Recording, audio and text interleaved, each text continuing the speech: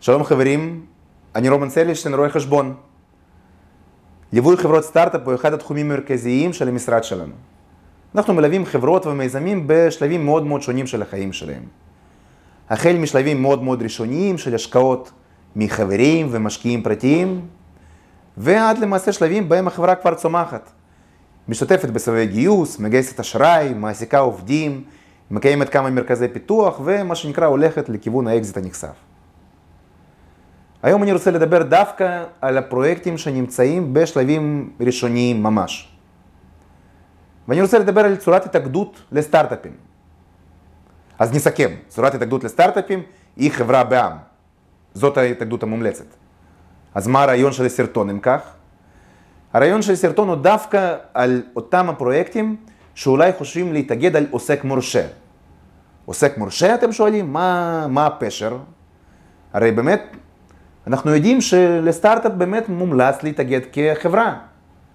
גם משיקולים של כך שלמעשה מדובר על ישות משפטית נפרדת מהיזמים ומהמייסדים, וגם משיקולים שכך שכל המוצר וכל הנכסים הלא מוחשיים יתחילו להצטבר בחברה עצמה ולא אצל היזם, וכמובן גם משיקולים של גיוס השקעות.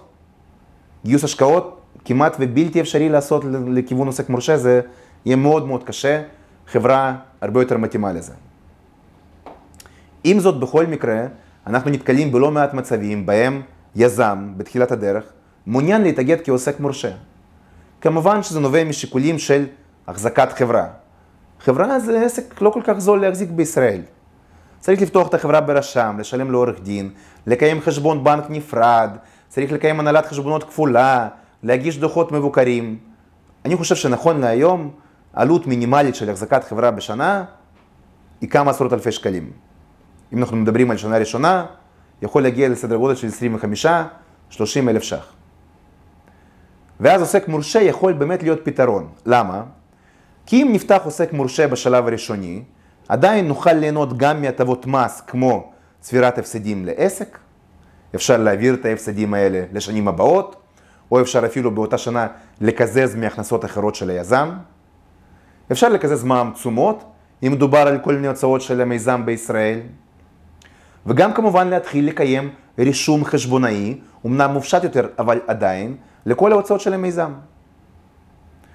וההחזקה של עוסק מורשה הרבה יותר זולה מחברה. אם חברה צריך לפתוח, כמו שאמרנו אצל עורך דין, לפתוח חשבון בנק, הנהלת חשבונות וכו', עוסק מורשה נפתח עצמאית, או באמצעות רואה חשבון. מקיימים הנהלת חשבונות מופשטת, מגישים דוחות מע"מ, דוח שנתי וסלמת. סביב כמה אלפי שקלים בשנה, ויש לכם כבר איזשהו מבנה עסקי שלכם. אנחנו בהחלט חושבים שלפעמים יש טעם להתחיל מעוסק מורשה. במיוחד כשאותן עלויות מאוד מאוד משמעותיות, והמייסד, מה שנקרא הוא היזם, ממש מקיים את הסטארט-אפ מכיסו, וכל שקל ככה חשוב.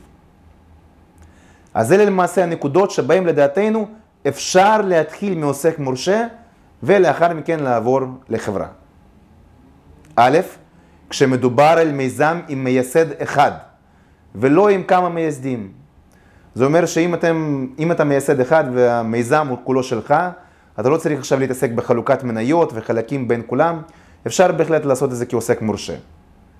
אם יש כבר כמה מייסדים וצריך לחלק מניות, או אפילו אופציות לאיזשהו עובד או משהו כזה, כמובן שיש טעם לעשות את זה בחברה. אם אין גיוסי השקעות, זולת ההשקעות שלך כמייסד, ואתה לא צופה לגיוס השקעות בקרוב. באותה סיטואציה, גם כאן אפשר אולי להתחיל להתקיים כעוסק מורשה. כמובן שאם אתה עומד בפני גיוס השקעה, או צפוי להתחיל בסבב גיוס ממש בקרוב, יש טעם להתחיל מחברה.